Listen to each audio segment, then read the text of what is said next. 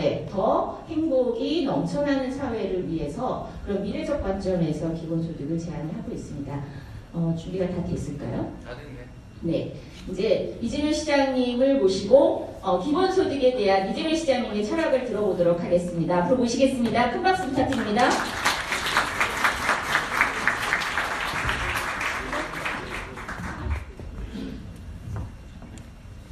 안녕하세요.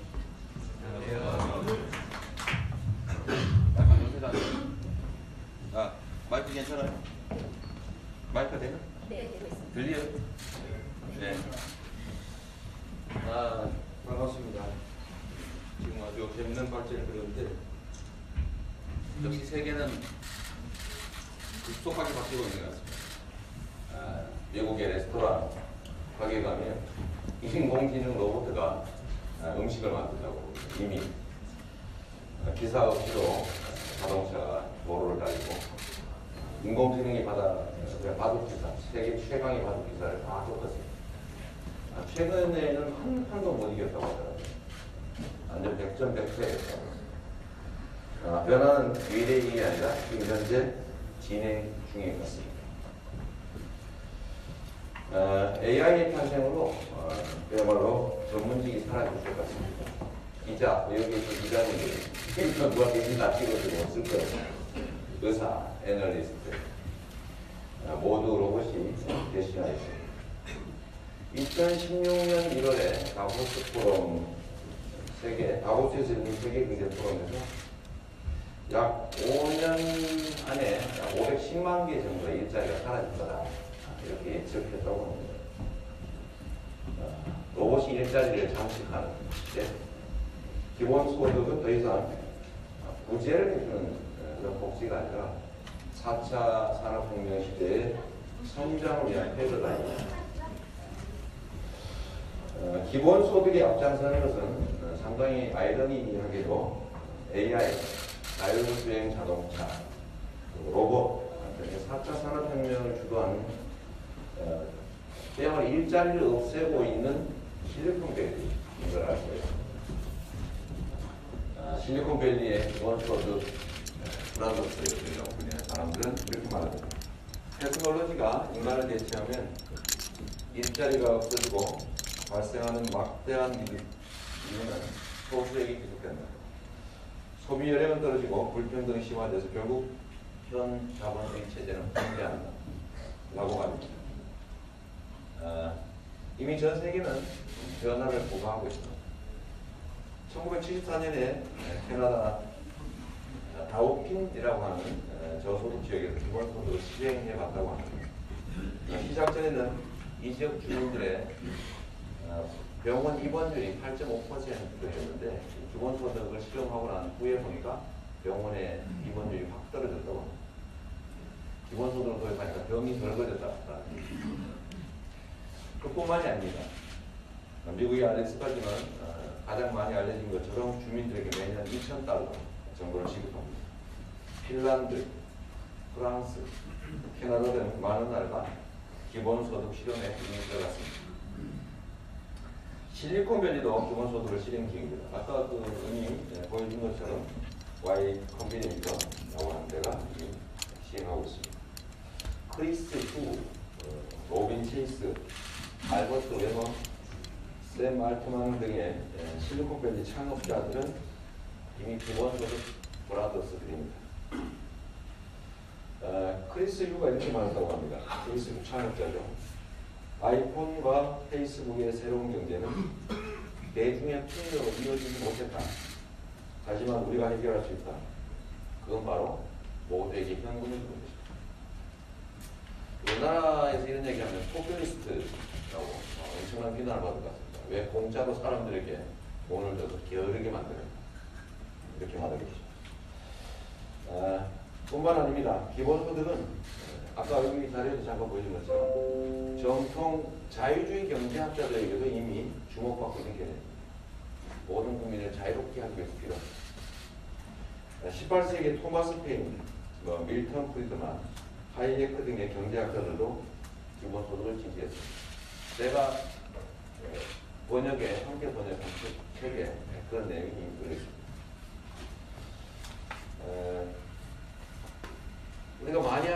전 세계 가정들이 버락 오바마가 역시 같은 얘기를 했습니다.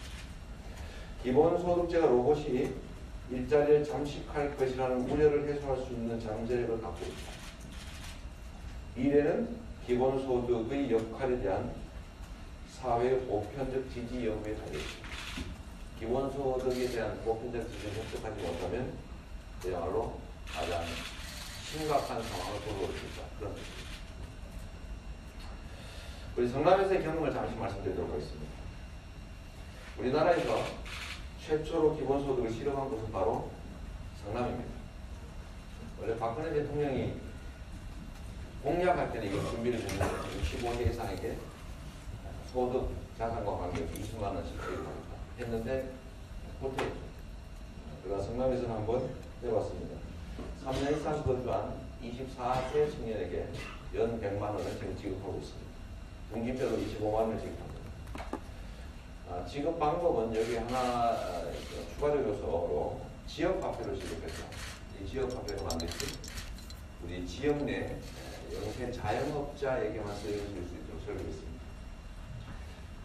청년배당은 113억을 지급했는데 207명의 취업 유발 효과, 또 192억 원의 생산 유발 효과, 또 113억 원의 부가가치 유발 효과가 발생했습니다.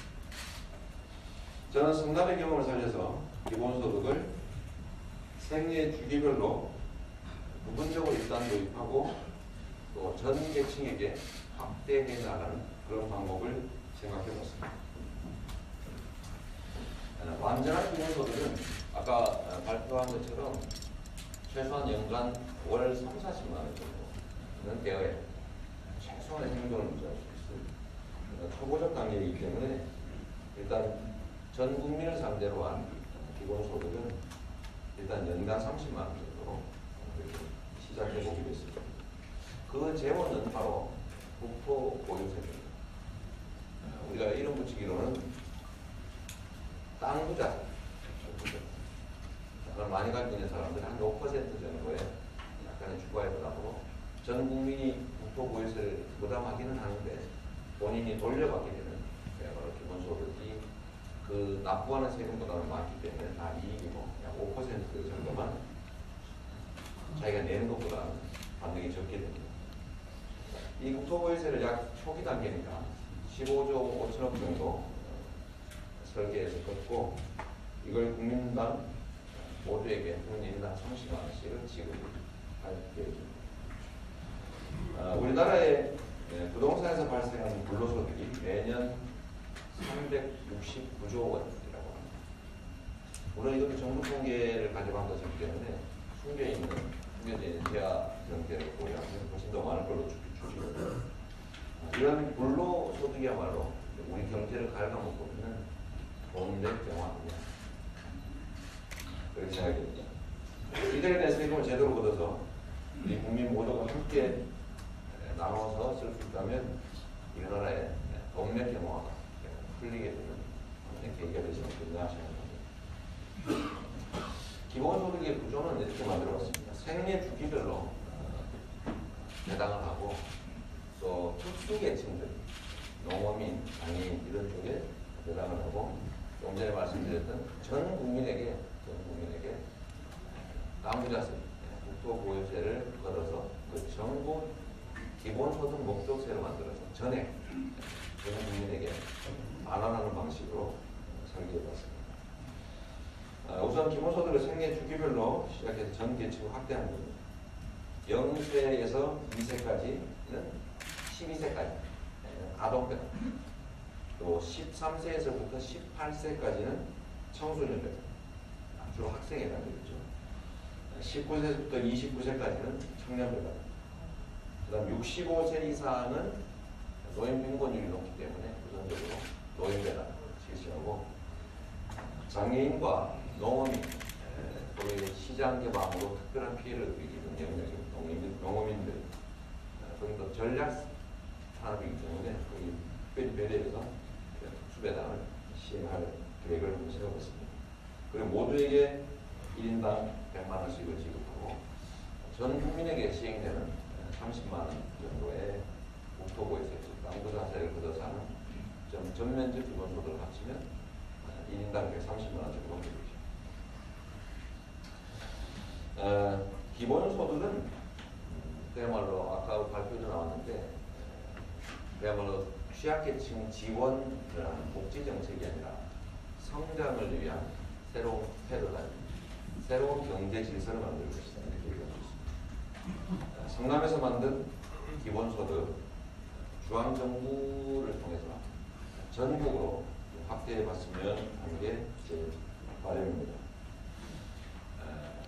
말로만 하는 시원하는 게 아니라 행동으로 시원하게 실천하는 사이다 이재명과 함께하는 대한민국 한번 기대해 보시겠습니다. 네, 감사합니다.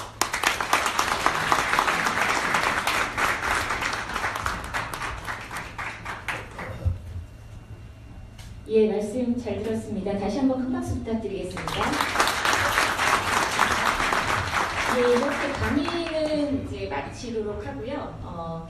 그 아까 강의해주신 두 분 모시고 그 앞으로 모시고 토론을 진행을 해보도록 하겠습니다.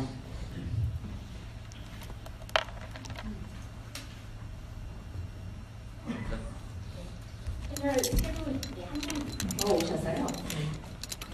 직접 소개를 한번 들어보도록 하죠.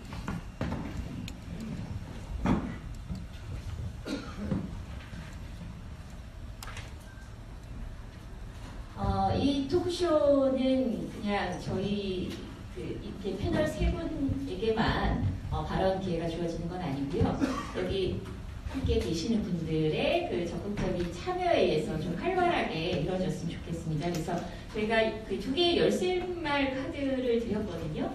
그래서 그 안에 카드에 뭐 질문이나 혹은 뭐 이 강의를 듣고 연상되는 어떤 단어가 있다면 적어주시고 적극적으로 손을 들어서 질문도 해주시고 그리고 또 그 해주실 말씀이 있거나 조언이 있으시면 해주시면 고맙겠습니다. 그 1분 정도 그 시간을 드릴 건데요. 일단 그 적으시면서 일단 그 패널로 모신 세 분의 인사말을 다시 한번 들어보도록 하겠습니다. 네, 저는 아까 한 걸로 생각하겠습니다. 감사합니다. 예, 저희도 뭐 아까 제 소개했기 때문에 생략한 거고요. 더 상세한 얘기는 이후에 토론에서 다 말씀드리도록 하겠습니다. 고맙습니다. 네, 안녕하세요. 저는 주식회사 A1의 대표 김용환입니다. 저보다 또 훨씬 더 사업을 잘하시고 크게 기업을 하시는 분들이 좀 계신데 제가 오늘 이 자리에 그런 분들 앞에 자리에 서게 돼서 좀 더 많이 긴장이 됩니다. 아마 오늘 제가 이 자리에 오게 된 거는 오늘 토픽인 기본소득과 꿈은 또 연관이 있는 그런 사업 아이템을 했기 때문에 하고 있기 때문에 이 자리에 오게 아닐까 싶습니다. 저는 우리 아이들이 영어 책을 기본으로 해서 영어 실력을 향상시킬 수 있는 소프트웨어 유링게이트를 만들어서 전국 250개 학교에 공급을 하고 있습니다. 사실 지금 기본소득 개념과 마찬가지로 소득이나 지역적인 차이로 인해서 학습 능력에 가장 큰 차이를 보이는 게 영어입니다. 그래서 전국 산간 오지에 있는 학교, 그런 전교생이 20명이 정도밖에 안 되는 그런 분교에서도 아이들이 영어책을 1000권, 2000권 읽으면서 읽기, 말하기, 쓰기를 배워가면서 영어로부터 자유로워지고 자부심을 가지는 그런 아이들이 많이 나오고 있습니다. 그래서 대한민국의 이 높은 교육열을 소프트웨어로 만들어서 세계에서 우리 대한민국 제품을 좀 널리 알리고 싶어서 지난 10년 동안 비영어권 국가임에도 불구하고 영어책을 저희가 한 1200권 정도를 만들어서 통째해서 서비스를 하고 있습니다. 그런데 지금 오늘 토픽인 4차 산업혁명이 도래를 하면서 저도 불안감이 엄청 배우고 있습니다. 뭐 머신러닝이다, 딥러닝이다, AI다, 뭐 동시 통역 이런 것들이 출현을 하면서 과연 전통적인 방법으로 영어 학습을 할 수 있는 시간이 얼마나 있을지에 대해서 저도 많은 고민을 좀 하고 있습니다. 저는 기업을 하는 입장에서는 기본소득을 논하기 전에 우리 그 기업하는 사람들이 기본소득을 나눠줄 수 있는 재원을 많이 마련을 해주려면 그런 인재들이 많이 좀 유입이 됐으면 좋겠다라는 생각을 좀 가지고 있습니다. 네, 우리가 말하는 최고의 인력들이 지금 전문직이나 공무원 쪽으로 생각을 하고 있는데 이런 4차 산업혁명에서 헤게모니를 저희가 얻으려고 그러면 많은 인재들이 이쪽으로 올 수 있게끔 벤처를 하는 사람, 스타트업 하는 사람들에 대한 사회적 인식, 가치 부여 이런 것들이 선행이 되고 그런 기업하는 사람들이 을의 입장이 아니라 당당히 모든 사람들은 사회에 가치를 부여를 해주는 그런 제도적인 게 먼저 선행이 되어야 되지 않을까 그렇게 생각을 하면서 오늘 시작하겠습니다. 감사합니다.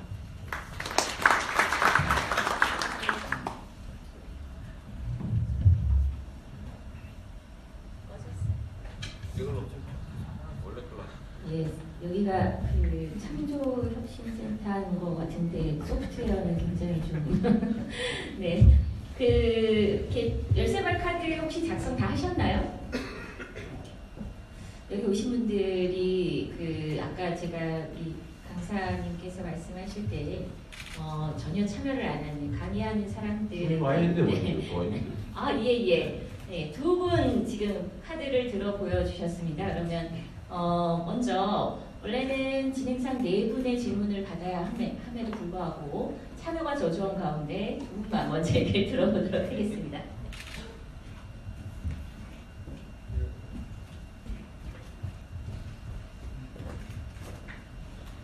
아까 그 시장님께서 개인 관련해서 뭐 30 플러스 100에서 130만 숫자를 말씀하셨었는데 또 기업하는 사람들 입장에서는 이제 중소기업 지원책이 아주 다양하게 이미 많이 나와 있다고 생각을 합니다. 그런데 사실 그게 실질적으로는 뭔가 안 맞거나 뭔가 좀 우리가 정말 필요한 거하고 그 중소기업 뭐 지금 이런 그 기관에서 우리는 이런 거 준비해 놨다. 당신들이 와서 써라 하는데 격차가 항상 있는 것 같고요. 조건이 안 맞는 경우가 많은 것 같습니다. 그래서 혹시 좀 어려울 수 있는 질문인데 이재명 시장님께 생각하시는 어떤 새로운 거, 개인 얘기 아까 하셨으니까 이번에 기업을 중소기업을 위해서 또 특히 성남에서 사업을 하는 분들을 위해서 네 이런 거는 좀 기존에 중기청이나 아니면 뭐 지자체나 다른 곳에서 별로 말만 해놓고 실제 진행을 못했던 것 같은데 내가 기회가 된다면 이런 부분은 한번 해서 다른 곳들과 다른 지자체 아니면 더 나가서 더 그 광역시가 됐건 심지어 뭐 정부가 됐건 이런 건 한번 하고 싶다. 여러분이 정말 한번 기대해보도 좋겠다는 게 있으시면 한번 말씀해 주시면 고마울 것 같습니다. 죄송합니다. 어려운. 예, 중소기업 그 지원에 대한 그 대통령 선거를 준비하시는 이재명 시장님의 포부, 공약 이런 거에 대해서 질문을 하신 것 같아요. 네, 그리고 또 다른 분 질문 이번에는 좀 가급적이면 오늘의 주제와 맞는 질문이었으면 좋겠다는 바람이 있습니다. 시장님한테 논조장 찍으려고 질문 드립니다. 기본소득에 관해서 아까 100만 원 지급을 현금 지급 말씀하셨는데 저는 방법을 좀 바꿔보면 어떨까 싶습니다. 아까 돈맥 경화 얘기도 나왔는데 어차피 경제 성장을 위해서는 거시경제는 순환이라고 생각을 하는데요. 순환이 안 되면 성장할 수가 없는 그런 거는 누구나 다 아는 사실 아닙니까? 그러면 소득이 없으면 순환이 안 되는 건 자명한 사실이고요. 누구도 부인하지 않습니다. 그런데 이제 개인적인 해이 이런 거 도덕적 해이 이런 거를 얘기를 하는데 이렇게 격한 상황에서는 지금 현 상황에서 현금을 줘도 도덕적 해이는 일어나는 상황은 아니니까 그런 건 사실 거론할 건 아니라고 생각을 합니다.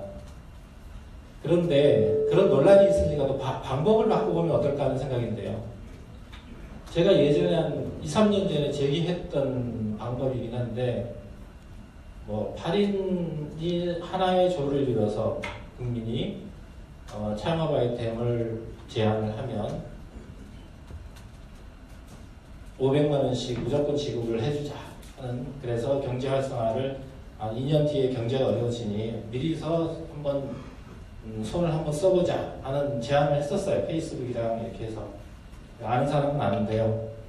그렇게 해서 지급을 하게 된다면 8인이 한 초과대에서 어떤 사업 아이템을 만들어 오면 지급을, 뭐 IoT가 됐든 뭐가 됐든 간에 지급을 한다면 현금을 공짜로 준다는 생각은 아니지 않습니까? 물론 액티비티가 있으니까 지급을 하는 거지 않습니까?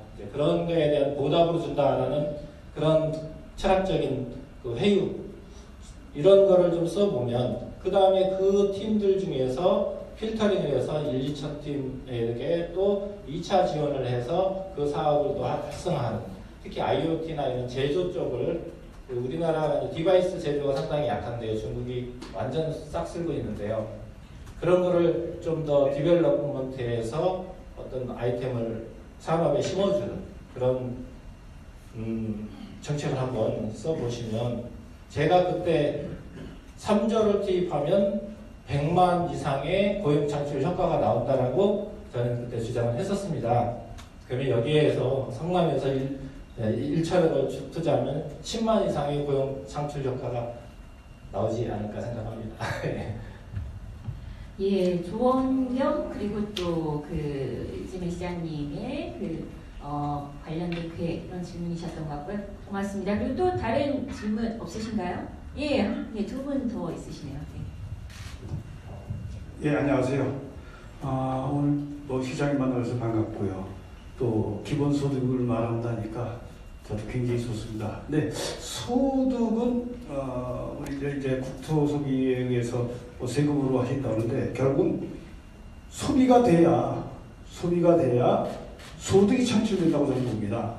근데 이제 그 소비라는 측면에서는 저희 여기 지금 많은 분들이 참여했는데 저는 물질의 풍요 속에서 살다 보니까 소비도 이루어지지 않는다고 봅니다. IMF를 겪을 때 소비에 대한 비중을 많이 둬가지고 저희가 IMF를 탈출하듯이 현재 여기 계신 분들이 각자 집에서 뭐가 필요할까? 사실 거의 필요한 게 없습니다. 물질의 풍요 속에서 살죠. 제가 일본을 가까이 예를 들면 일본은 부동산 버블과 함께 물질의 풍요 속에서 살다 보니까 제가 한 7년 전에는 해외 다닐 때 거의 뭐 소니나 뭐 파나소닉이나 일본 TV가 걸렸는데 한 6년 전에 제가 다녀보니까 거의 LG나 삼성이 걸렸습니다. 지금 5년 후에는 무엇이 걸려 있을까? 아마 중국의 하이얼이 걸려 있지 않을까 봅니다. 그렇다면 우리도 소비를 할 수 있고 제조를 할 수 있는 환경을 조금 더 만들어야 되는데 이런 부분을 어떻게 아마 소비로 이어질까? 그런 부분이 저는 굉장히 중요하다고 생각합니다.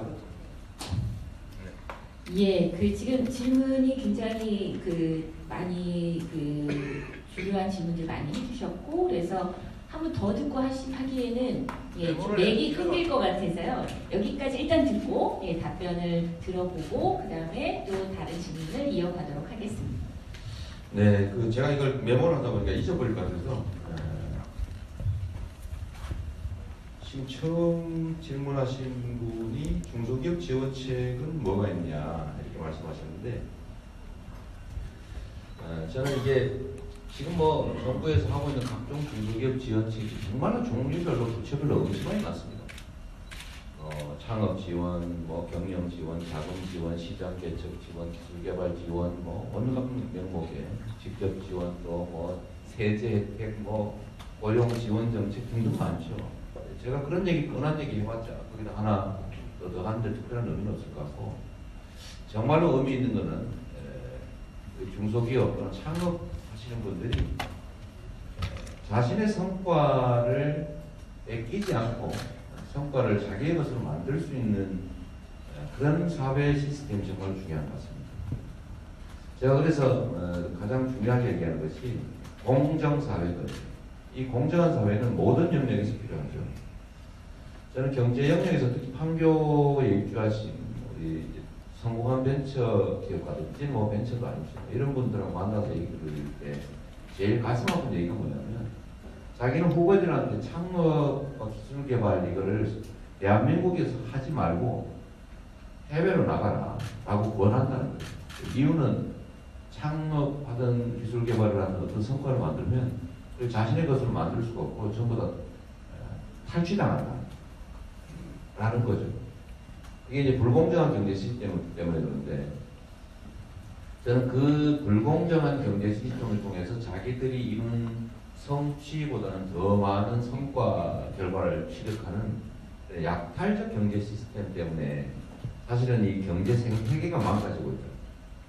그 중에서도 소위 중소기업 벤처 창업가, 젊은 창업자들이 기회를 잃고 있다는 겁니다. 예로 미국의 페이스북인가에서 창업자 3-4명이 만들어 놓은 어떤 프로그램을 우리 돈으로는 조 단위로 주고 샀다라는 얘기가 있는데 아마 대한민국에서 누군가 그런 아주 훌륭한 기술 아이템 개발하면 누가 슬쩍 뺏겨가지고 결국 다 탈취당했을 겁니다. 그런 공정한 경제 질서를 만드는 게 우리의 제일 중요한 일이고 그래서 강자라고 해서 약자들의 것을 약탈할 수 없게 만드는 그래서 제일 중요한 건 이 부당한 경제 구조를 만들고 있는 재벌 체제를 해체해야 된다. 부당하게 기업을 지배하고 그 대기업들을 통해서 부당하게 내부 거래하고 부당하게 내부 거래를 할 때 중소기업한테 기회가 오고 또 중소기업들은 하청 납품업체들 단가 후려쳐서 생산성 향상 기록을 다 뺏고 기술 탈취하고 이러니까 이걸 하지 못하게 만드는 게 제일 중요한 국가의 역할이라고 생각합니다. 첫째가 그렇고 두 번째는 국가의 경제 산업 정책이 주로는 수출 대기업 중심으로 이루어지고 있습니다. 그래서 뭐 예를 들면 R&D 자금 지원도 또는 R&D 관련된 뭐 감세, 면세 혜택도 다 초대기업에 집중되고 있죠. 그래서 이거를 좀 산업 정책 기조를 좀 대대적으로 바꿔서 수출 대기업들로 인해서 국가가 굉장히 성장한다고 해도 그걸 특정 소수가 다 독점해버리고 나머지 기업들은 불이익을 입으니까 나머지 기업들의 생명력이 지금 사라져가죠. 기업 생태계가 망가지고 있습니다. 그래서 국가의 산업 정책 또 기업 지원 정책 전체가 숙련 노동을 중심으로 하는 강소기업 지원 정책으로 좀 바뀌어가야 됩니다. 좀 전체적인 기업 지원 산업 전략 전체를 바꿔야 된다고 생각합니다. 그렇게 하면 중소기업이나 창업하는 쪽이 좀 더 보호받고 지원받고 할 수 있을 겁니다. 저는 그런 기본적 환경의 변화가 제일 중요한 일이 아닐까 싶고 그건 결국 의지의 문제죠. 특정 정책을 아무리 기발한 걸 만들어낸다 한들 그게 실제로 현장에서 효율성을 갖기 어렵다. 문제는 정책들은 정말 무한할 정도로 많습니다. 실행할 의지가 있는 실행하느냐라는 거죠. 그래서 그 점에서 전 중소기업 지원책이라면 국가 경제운용, 산업정책, 기업지원 정책의 패러다임을 기본적으로 바꾸는 게 제일 중요합니다. 그건 대통령의 의지에 달려있겠죠. 두 번째는 나도 눈도장 찍으러 오시라는 분들. 저하고 창조경제 포럼 같이 했다고 주가 올라가지고 약간 좀 분들도 있다고 하더라고요. 좀 잘 됐으면 좋겠는데 요새는 좀 도로 떨어지는 모양이더라고요. 그 다음에 지금 8인 1조 정도로 산업 창업 지원을 해주면 어떻게 하냐. 1단계로 하고 또 거기서 약간 성과가 있는 쪽은 또 2단계로 또 추가 지원하고 좋은 생각이 났습니다. 저희가 무조건 기회와 관계없이 기본소득을 도입하는 아까 말씀드렸던 것처럼 꼭 필요한 일이니까 너무 노인, 빈곤, 농어민, 장애인, 뭐 청년, 출산, 육아, 보육 여기 부담이 너무 크기 때문에 일단 그 문제부터 일단 기본적으로 좀 해결하고 그걸 통해서 경제의 기본적 순환을 좀 만들어내죠. 지역 화폐를 통해서 반드시 지역에 쓰여지도록 하면 매출이 늘어나겠죠. 이렇게 560만 자영업자들이 지금 1년에 80만 명씩 폐업하고 또 창업하고 왔는데 이 자영업자 지원 정책으로도 또 지역화폐 지급이 크게 효과가 있습니다. 우리 성남에서 성공한 사례이기도 하고 성남은 재래시장이 살아나고 있거든요. 골목 상권이 살아나고 실제 매출도 늘어나고 빈점포도 줄어들고 있습니다. 어려운 상황이긴 하지만 그래서 전국적으로 지원해야 될 것이 일단 취약계층 지원과 기본소득 도입 거기에 더해서 최소한의 경제 활력 부여, 자영업자 보호 이런 아주 복합적 목적 때문에 재정 400조 중에서 사실 7% 정도를 절감해서 용도를 바꾸는 거죠. 기본소득을 2조 도입하고, 두 번째는 전 국민에게 국토 보유세 형태로 해서, 이거는 이제 자산 불균형을 좀 해소하기 위한 조치죠. 너무 심하니까 자산 불균형이. 5% 정도 약간의 부담을 시켜서 내는 것보다 좀 도와주시고, 그럼 기본소득에 대한 개념이 국민들이 이해가 하면 이제 그 다음 단계로 50만 원, 70만 원, 100만 원 이렇게 올려갈 수 있겠죠. 그렇게 할 생각이고, 지금 말씀하셨던 창업 지원은 기존에 이미 하고 있는 창업 지원 정책들 중에서 사실은 그야말로 퍼주기 하는 정책들이 많습니다. 실효적으로 사용되지 않고 눈치 빠르고 좀 연고 있는 사람들이 소위 이제 빼먹는 게 워낙 많아서 실효성 있는 정책으로 좀 전환하고, 저는 이 아이템은 지원 겸해서 아주 좋은 것 같아요. 우리 성남시에서도 이런 비슷한 생각을 해봤는데, 그 노인 일자리 사업 중에서 저희가 용돈벌이 사업을 하는데 10만 원씩 그냥 주는 것보다는 현장에서 계도 활동이라도 하게 하고 한 달에 10만 원씩 노인 어르신들한테 벌게 해주니까 자기가 일해서 벌었다고 엄청나게 좋아합니다. 정부에서 그냥 10만 원씩 주는 것보다는 기초연금 주는 정부보다는 노인 일자리 10만 원 소일거리 사업하는 저를 더 좋아하세요. 뭐 포퓰리즘이라고 해야 되나?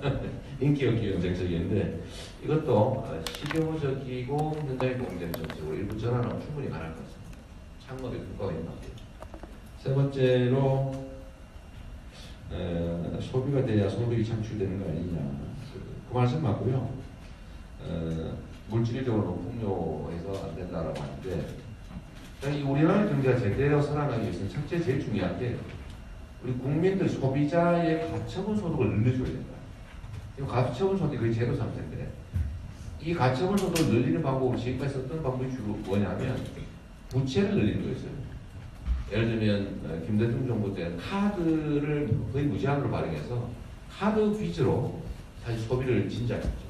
그 후에 엄청난 부작용이 생겼고, 지금은 대출 증액 증가로 소비 증대를 기도해서 최경환 노믹스라고 최녹시라고 이렇게 나와 이런 거죠. 근데 이것도 사실 이제는 부채 상환 때문에 더 이상 소비가 늘어나지 않는 상황입니다. 그래서 국민들의 가처분 소득을 늘려주지 않으면 경제 전체가 마비된다는 것 때문에 기본소득 제도를 좀 저희가 생각해 보고 있다는 거 말씀을 좀 드리겠습니다. 네, 제 말씀 이걸 마치겠습니다. 네, 그리고 어쨌든 우리가 토크쇼 때문에 다른 패널분들의 의견도 같이 들어보면 좋을 것 같은데요.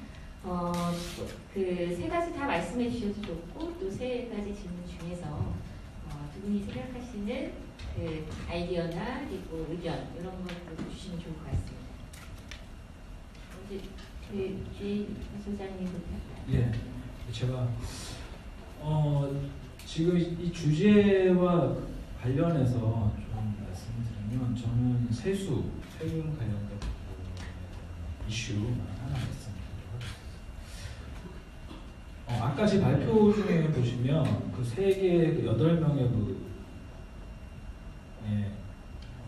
가장 부자 그 명단 기억하시고, 그 중에 이제 페이스북 창업자도 있었죠. 작년 페이스북 매출액이 아직 정식 발표는 안 됐는데요. 지금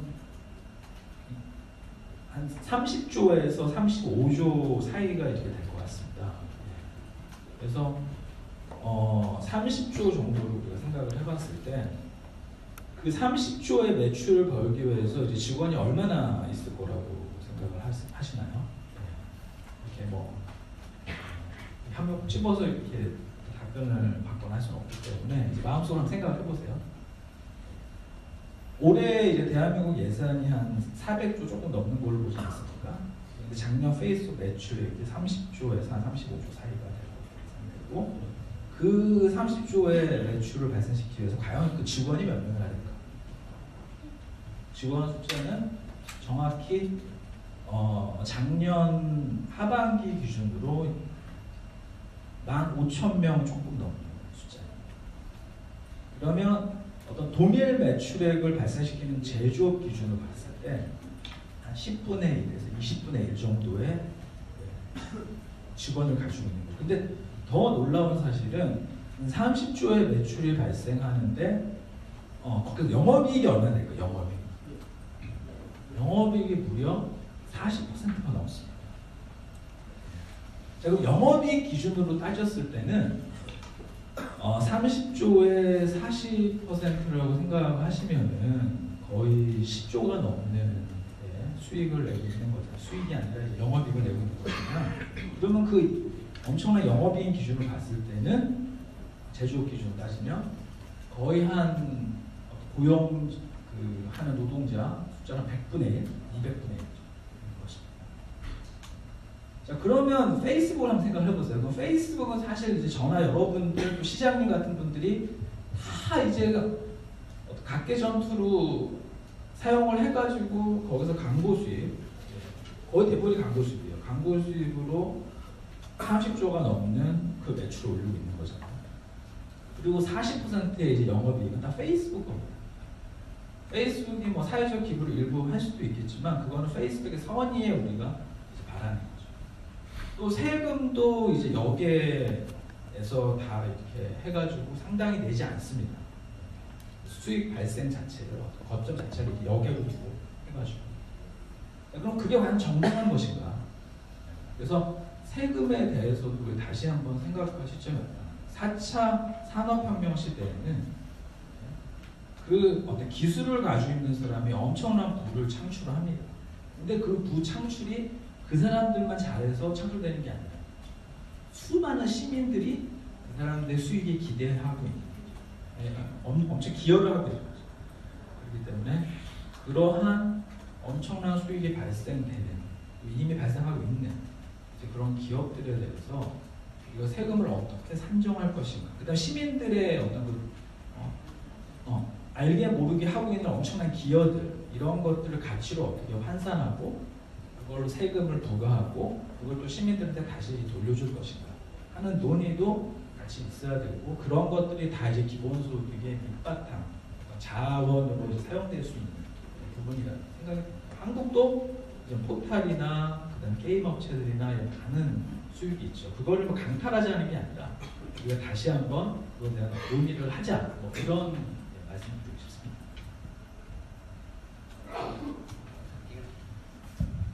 예, 말씀 잘 들었습니다. 페이스북이 조세피난처를 이용하고 있다는 그 이미지 생산을 하고 세금은 도둑질을 하고 있는 셈인데 사실 최근에 뭐 그 글로벌 조세피난처에 대해서 글로벌 공동 대응에 대한 논의가 많이 제기되고 있죠. 그래서 좀 앞으로 세금이 사실 이런 식으로 계속 회피된다면 국가가 존재하기 어렵기 때문에 많은 나라들에서 공동 대응이 되지 않을까 뭐 이런 생각도 들긴 했고요. 우리 시장님께서도 뭐 그런 그 추이를 면밀히 모니터링 하시면서 그 앞으로 미래에 대한 비전, 지금 많은 대선 후보들이 그 자신의 어떤 비전을 얘기하고 있지만 여전히 과거의 패러다임에 좀 갇혀 있는 그 면이 있는데 시장님이 미래에 대한 비전을 만들어 나가시면서 좋은 대안들이 많은 분들에 의해서 만들어지지 않을까 이런 생각이 듭니다.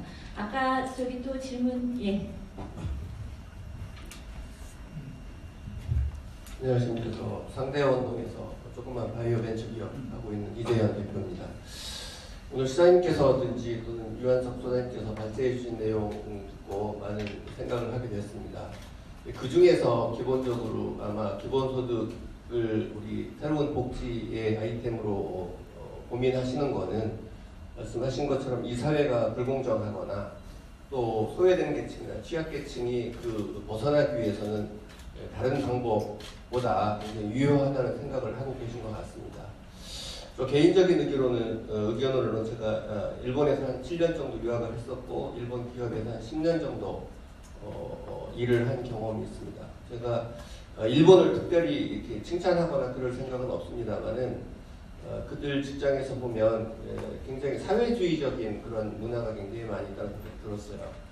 우리가 잘 알기로 일본은 굉장히 자본주의가 발달되어 있고 또 그 기업의 역사도 굉장히 길어서 100년 이상 기업이 4,000개에 가까운 기업이 아직 남아있다는 얘기를 들었는데 그 중에 하나가 예를 들면 대졸 초임 임금이 굉장히 쌉니다. 우리보다도 더 지금은 그 저렴할 정도로. 그런데 그러면 경험이 많은 그 정년퇴직을 앞둔 분들의 급여가 많느냐? 그렇지가 않아요.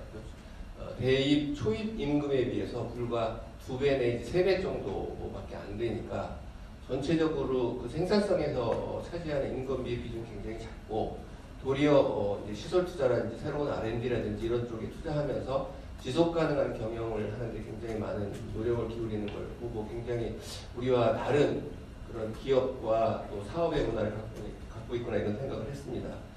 근데 아마 우리가 기본소득을 국민들이나 취약계층한테 보장한다는 것은 사실 제가 개인적으로 생각할 때는 감성적으로는 굉장히 좋은 것처럼 보이지만 우리 나머지 국민들 또는 그 부담을 하는 국민들한테 어떻게 설득할 수 있을까? 철학적으로나 논리적으로나 공감대를 형성하지 않으면 아무리 좋은 정책이나 사회복지 제도라도 도리어 계층 간의 불화나 불신을 만들 수 있다는 생각이 들었습니다.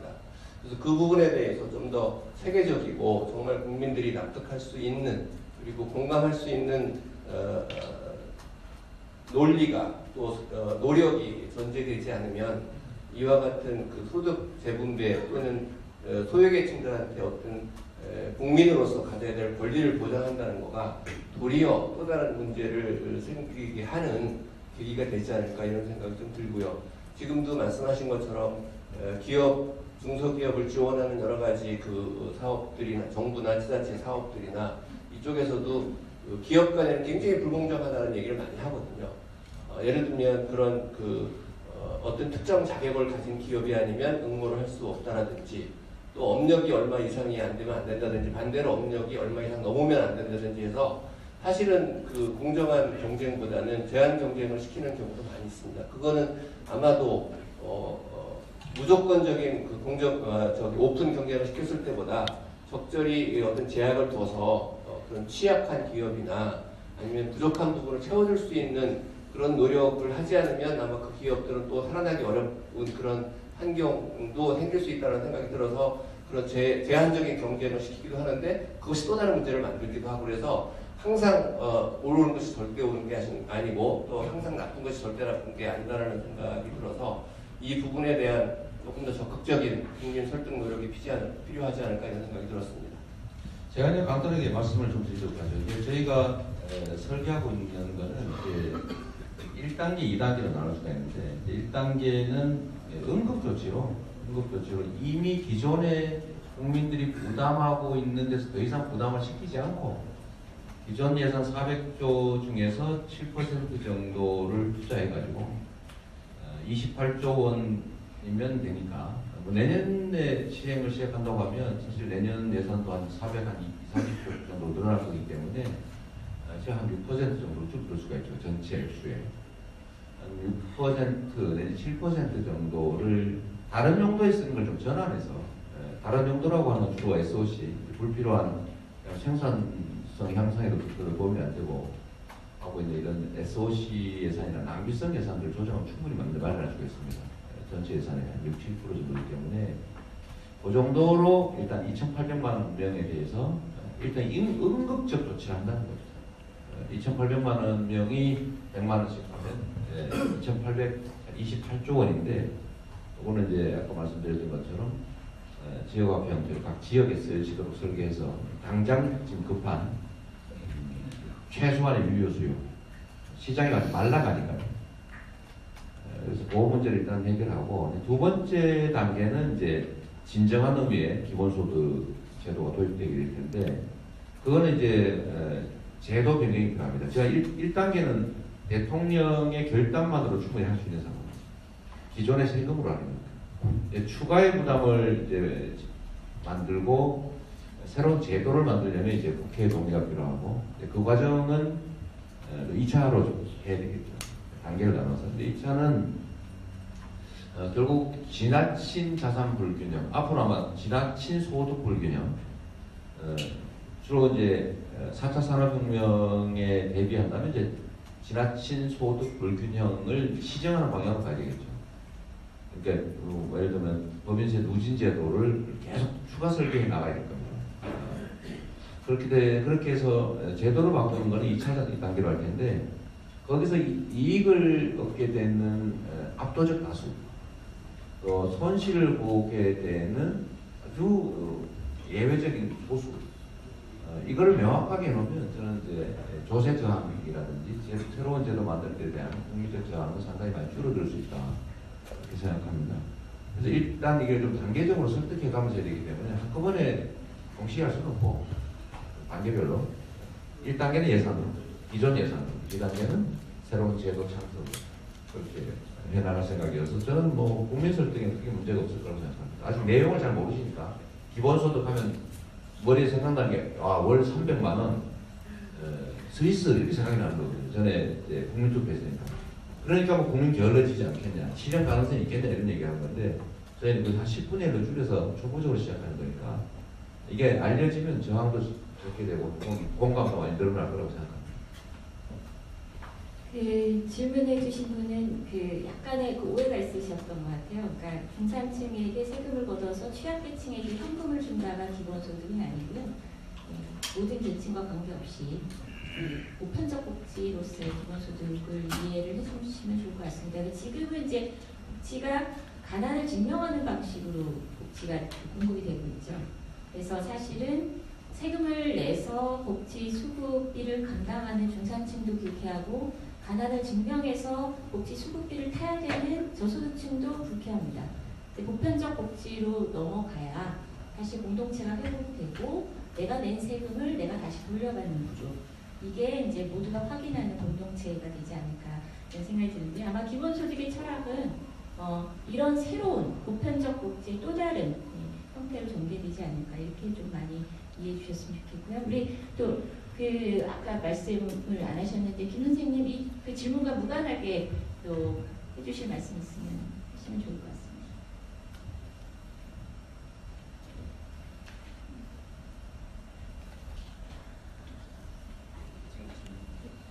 질문과 무관하게 말씀을 해주실 거 해주셔도 좋을 것 같아요.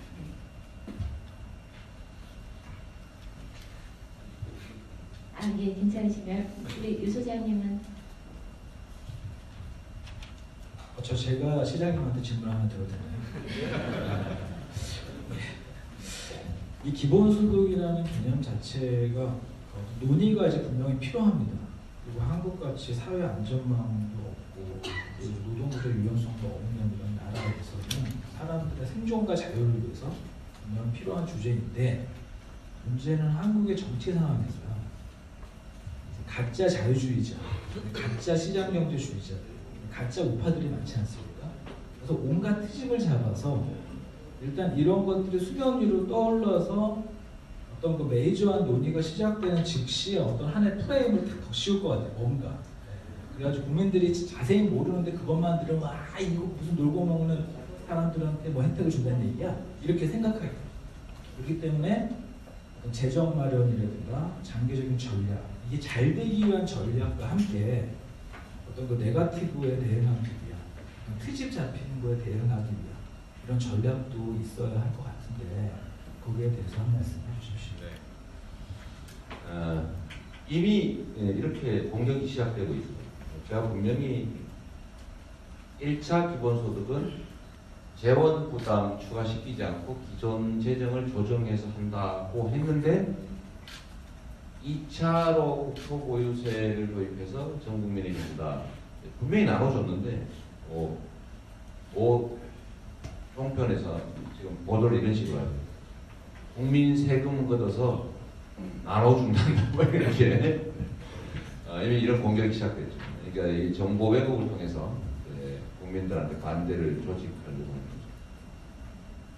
근데 이건 우리가 어차피 언젠가 이겨내야 될 일입니다. 이 정치라고 하는 게 소위 국민을 위한다고 말은 하는데 실제로는 강자들한테 빌붙어서 다수의 약자들을 그야말로 괴롭히고 약자들의 성과를 탈취하는, 그렇게 해서 뭐 사회적 기득권을 유지하는 이 집단들이 여전히 이 나라를 지배하고 또 그 부도덕한 정치 세력들을 이제 이용해서 자기의 이익을 챙기는 또 경제적 강자들, 이들이 이 사회를 사실은 지배하고 있습니다.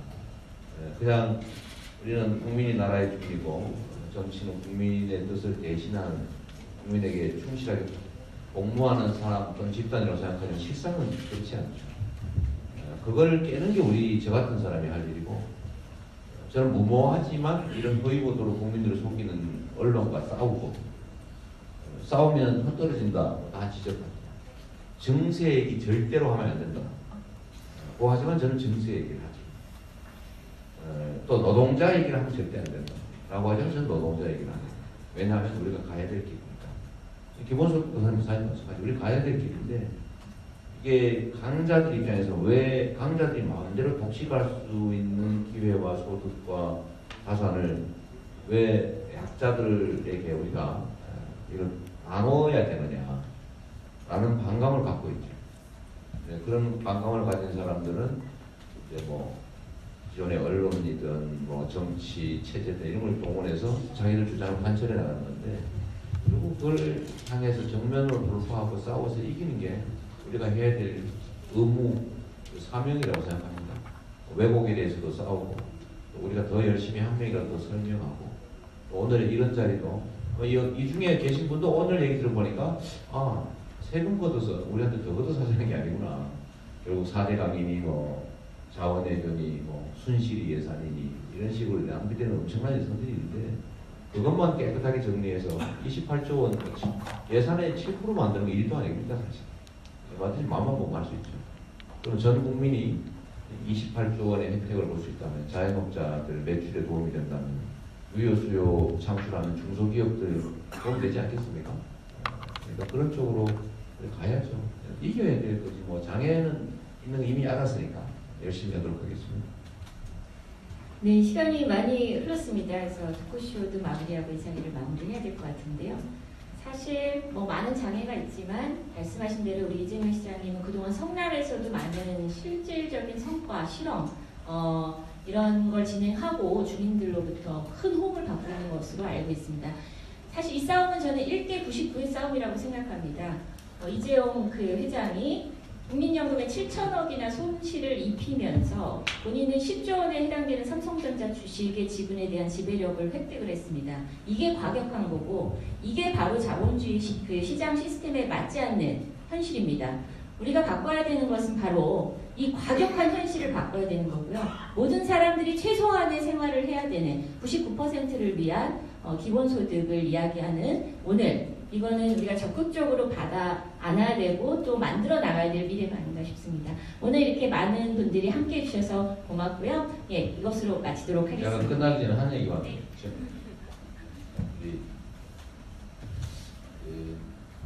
어제 아마 발표된 것 같습니다. 어제 모 후보께서 대기업의 준조세 16조를 폐지하겠다 라고 했어요.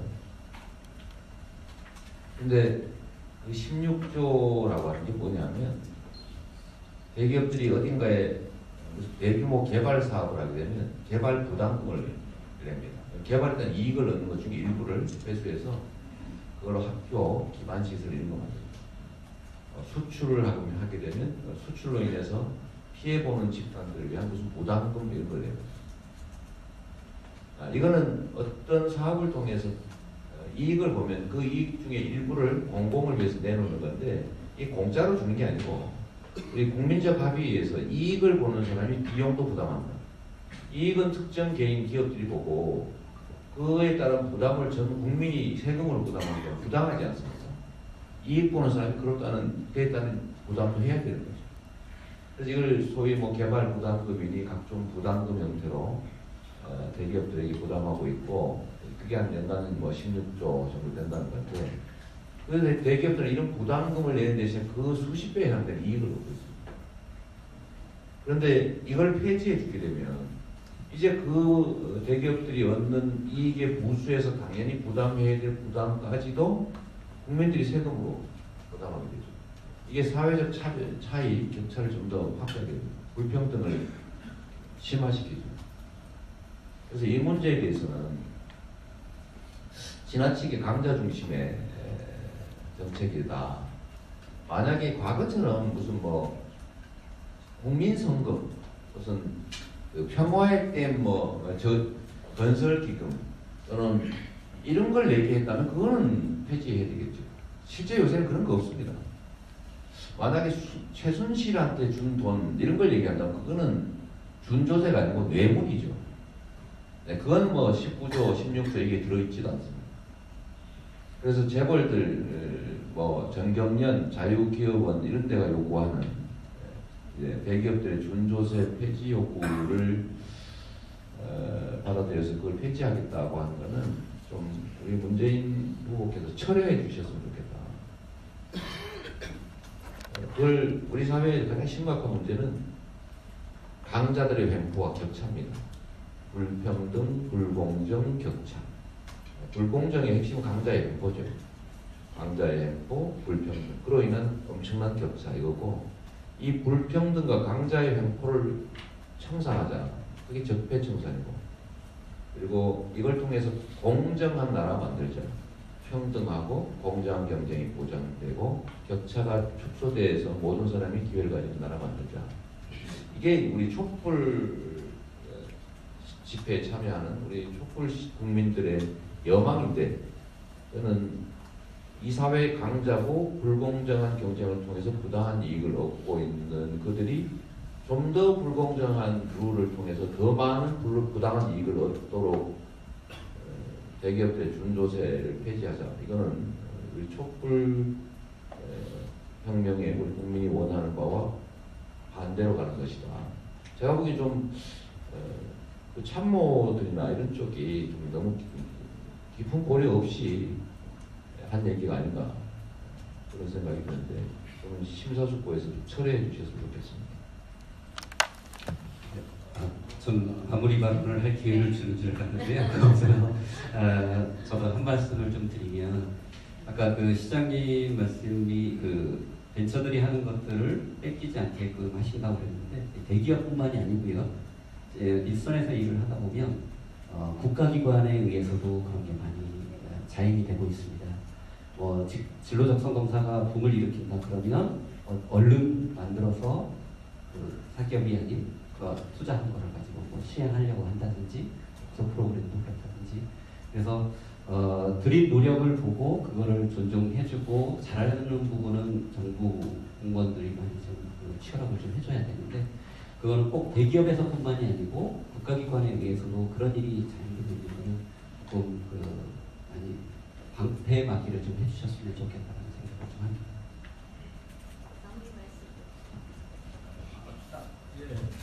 예, 간단하게만 말씀드리면요. 아까 제가 했던 질문에 대해서 투지를 말씀해 주셨잖아요. 우리가 싸워야 된다. 그 말씀에 대해서 일단 존중하고요. 한 가지 이제 부탁드리고 싶은 것은 24시간 365일 다리 거는 것만 생각하는 사람들도 있잖아요. 어떤 일을 잘 되기 위해서 그것만 생각하는 사람이 있는가 하면, 그거를 잘 되지 못하게 하기 위해서 그것만 또 생각하는 사람들이 있기 때문에 스마트한 어떤 그런 대응 전략을 잘 마련을 또 해주셔서 이상한 트집 제발 좀 잡히지 않고 잘 이렇게 마무리하셨으면 좋겠습니다. 라는 당부 말씀 꼭 드리고 싶습니다. 예, 이것으로 오늘 이 토크쇼 강연을 마치도록 하겠습니다. 모두들 감사합니다.